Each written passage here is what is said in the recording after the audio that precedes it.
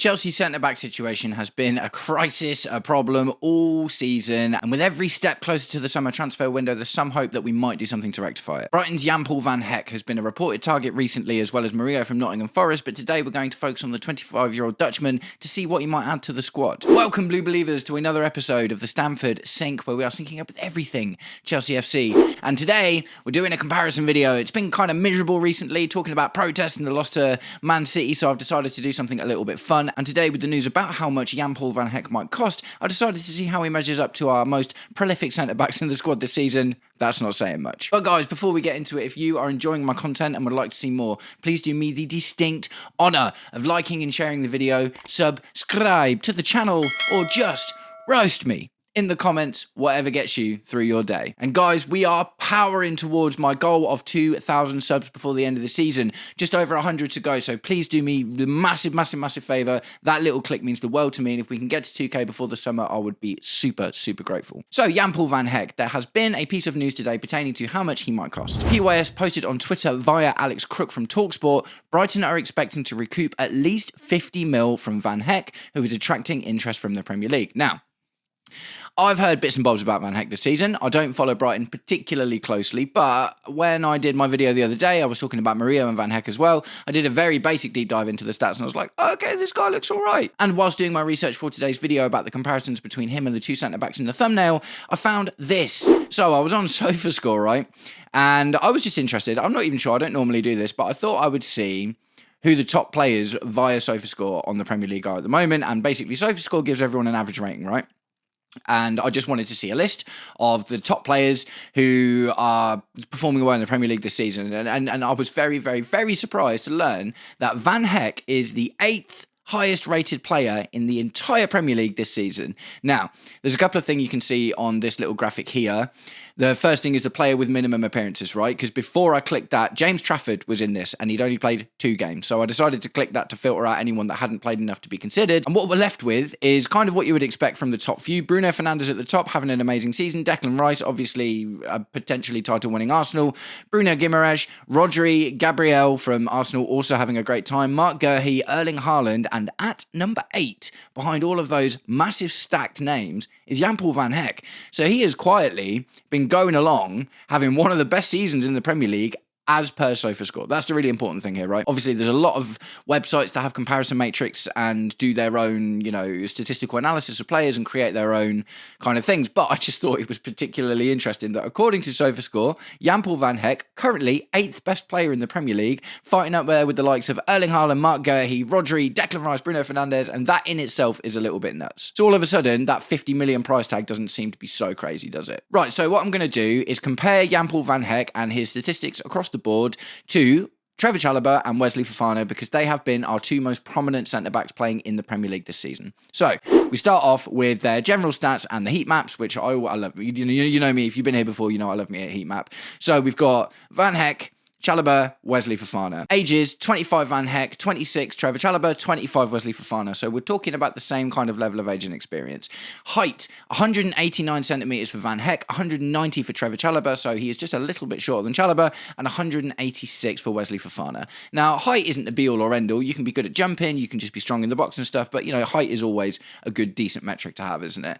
Value, I don't pay too much attention to these because these are wildly different depending on the website that you go to. 38 million euros for Van Hecke, 43 million euros for Trevor Chalobah, 29 million euros for Wesley Fofana. Now, that doesn't seem to make much sense, does it? Because when you think Van Hecke, also by the same website, is like the 8th best player in the Premier League, you'd have thought his value would be higher, but apparently not. Teams, obviously, Brighton and Hove Albion for Van Hecke and Chelsea for the other 2. Now, the ratings. So this is where it gets really... Now, I looked at these the other day in my video. 7.31 for Van Hecke. I was like, oh, that's pretty high. I think that's higher than I'm used to seeing. I think that might be what prompted me to look at the graphic that I looked at before. But obviously, he is outstripping everyone else here.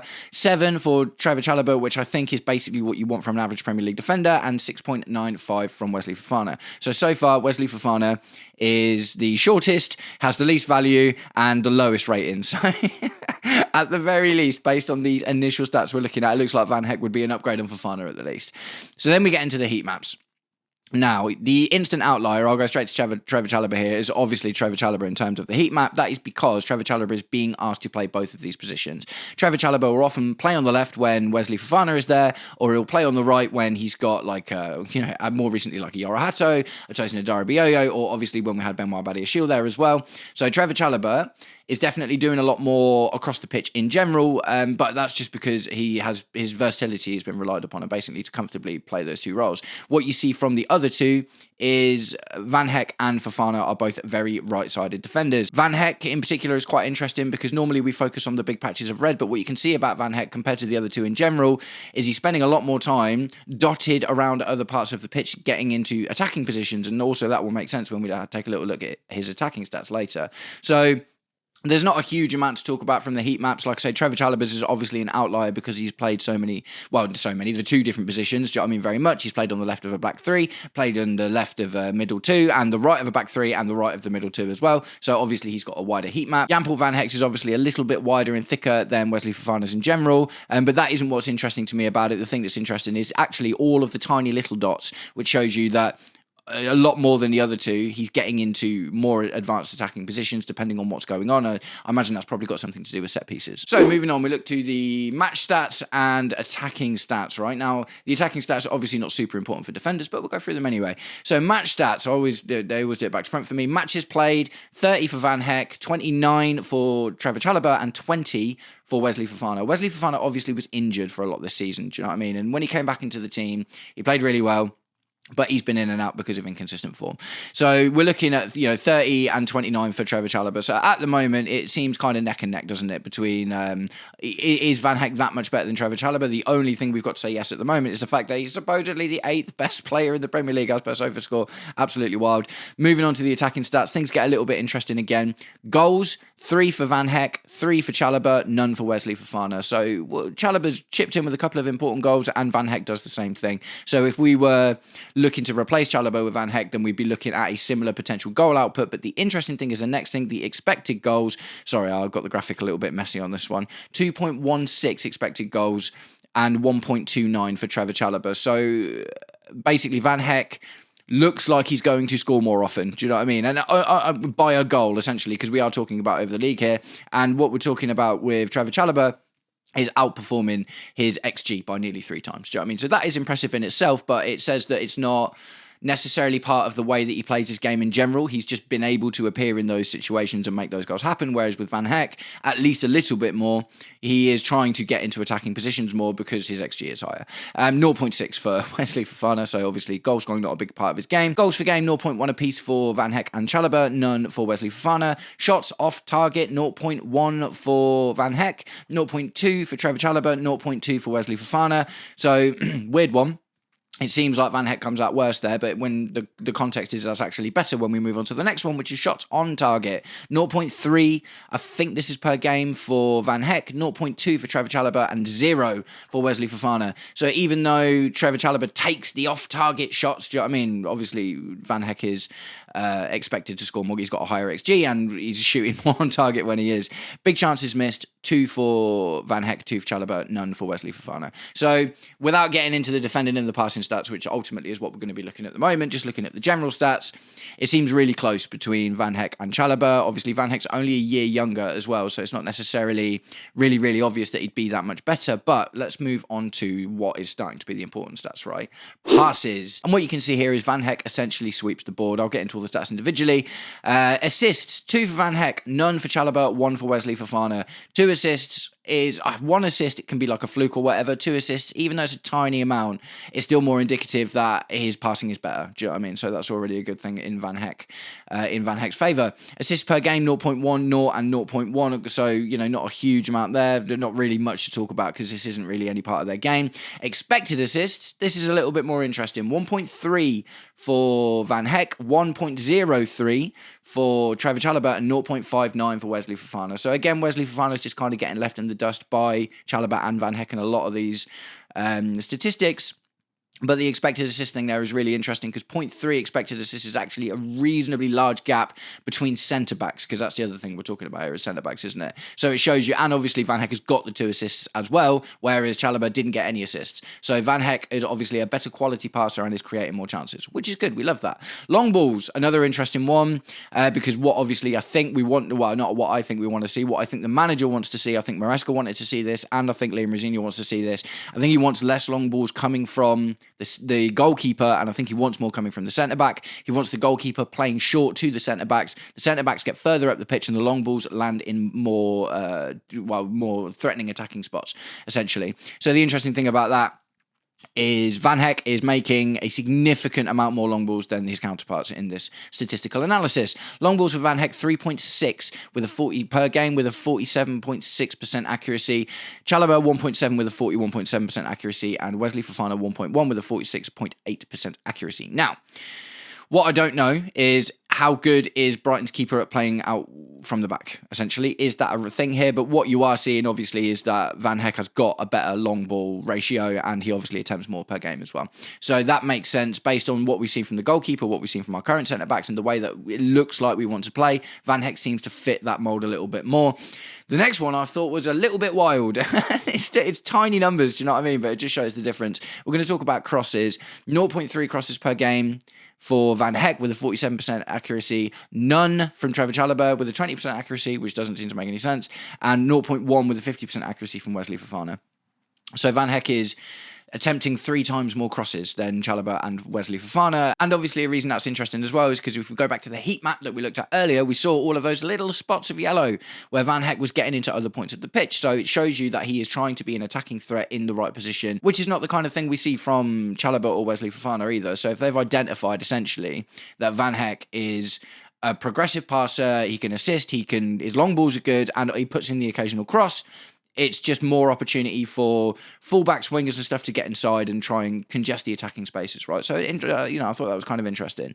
Defending is where it gets a little bit more underwhelming. So this is one of those things, isn't it? It feels like I've done a couple of goalkeeper analysis before, and what I see, I did like Mike Penders versus Mike Maignan versus Rob Sanchez, and what we see with Mike Penders, for instance, who is probably going to come in next season, his shot stopping, absolute worst, passing the absolute best. So it feels like we're in this transitional period at the moment where Chelsea are looking for centre-backs and goalkeepers that aren't necessarily amazing at defending and aren't super good at shot stopping from a goalkeeper perspective, but as long as they can pass, it doesn't seem to matter. So in the defending stats, we start with interceptions. 1.1 per game from Van Hecke, 1.2 from Trevor Chalobah, 1.4 from Wesley Fofana. As you can see, Wesley Fofana kind of picks up a few more points in this respect.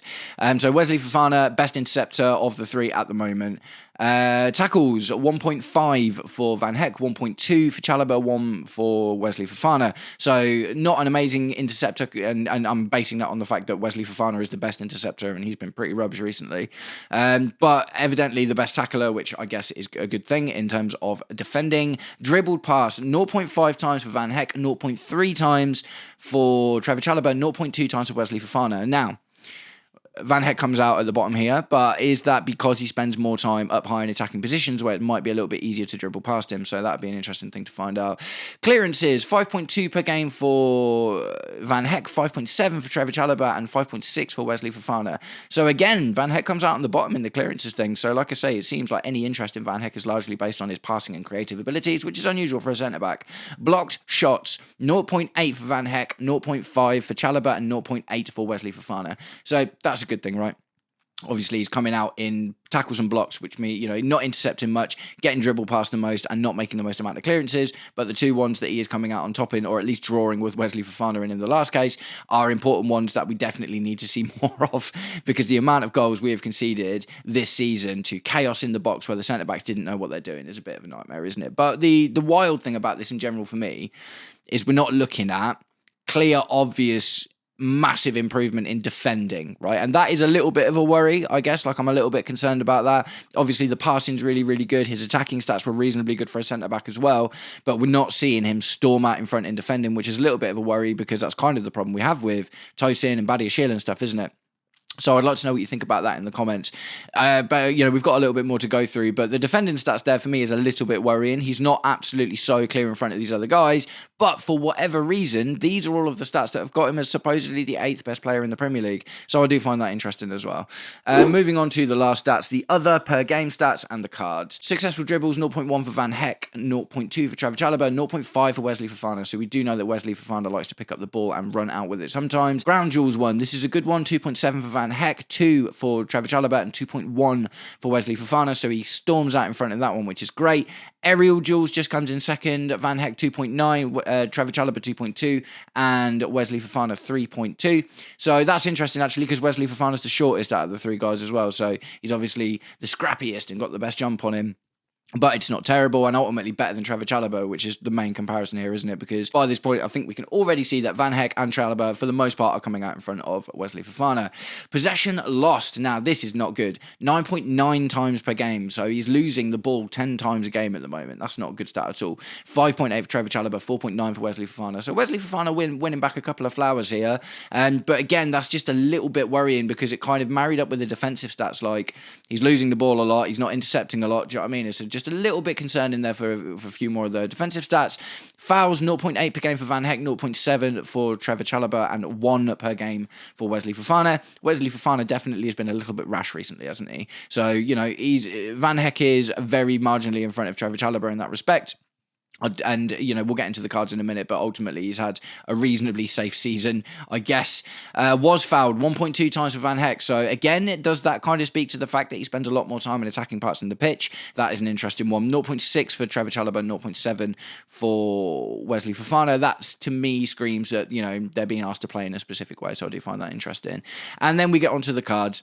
8 yellow cards in the Premier League this season for Van Hecke, 3 for Trevor Chalobah, which is really good, and 4 for Wesley Fofana. Obviously, Wesley Fofana played quite a few less games, but I think even in percentages, that means Van Hecke comes out with the worst yellow card rate. Yellow to red cards, none for Van Hecke, none for Trevor Chalobah, 1 for Wesley Fofana. Obviously, not great for Wesley Fofana. And red cards, none for Van Hecke, which is good, 1 for Trevor Chalobah, and 1 for Wesley Fofana. So yellow cards, like you can strategically get yellow cards. Do you know what I mean? That's the thing. And if you're getting a lot of yellow cards, but they're not turning into reds at any point, that's a good thing. And obviously, if you're not getting red cards, one of the problems we've had with our players this season is their ability to keep a lid on it, right? We've seen so many times yellow to red. When, I guess normally you'd be more likely to see a straight red than 2 yellows. Let me know what you think about that in the comments. But generally, the good players, if they're on a yellow card, they tailor their game towards that. Do you know what I mean? But we've seen so many second yellow cards this season from our players. So already from Van Hecke, that shows that maybe he's got a more astute, assured, calm, capable head, and ultimately kind of backs up what they've been talking about in the media recently. Liam Rosenior coming out, and I think this was echoed by David Ornstein.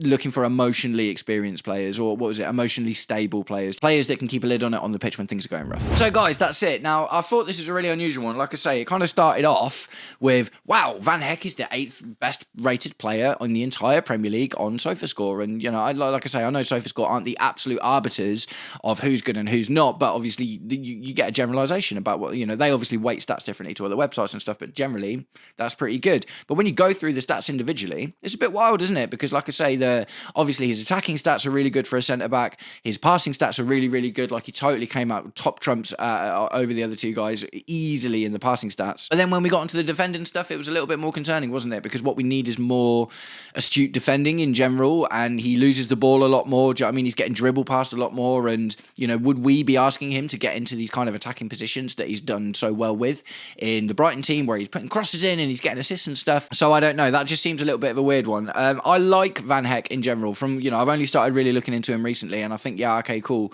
He's an upgrade on Wesley Fofana. That's true. Do you know what I mean? He's an upgrade on Wesley Fofana. I would have to look into it, but I would surmise that based on the stats that we've looked at, and obviously comparing him to Trevor Chalobah, who's been our best centre-back this season, he's probably doing better than Tosin Adarabioyo and Benoit Badiashile per 90 as well. So, guys, let me know what you think about this in the comments. Is Van Hecke worth £50 million?